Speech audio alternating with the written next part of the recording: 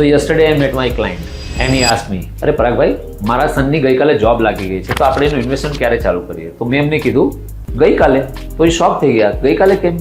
મેં કહું માણસ જેટલું વહેલું કમાય અને જેટલું વહેલું બચાવતા શીખે એટલું માણસ જલ્દી રિટાયર થશે, જલ્દી મોટા પૈસા બનાવશે.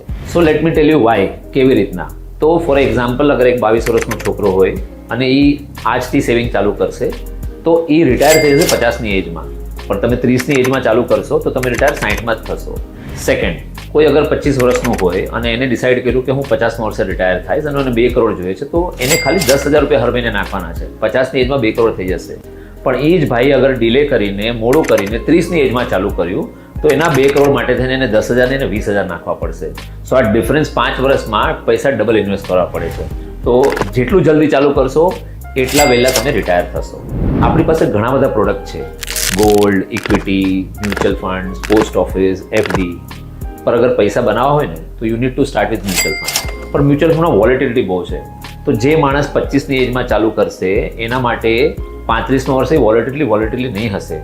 કેમ કે એનો પોર્ટફોલિયો જૂનો થઈ ગયો છે. It works like an mango tree. Older the mango tree, larger the fruits. So if you want to create a generational wealth, call Parag FinDoc, financial doctor today. Trust mutual fund, trust Parag FinDoc.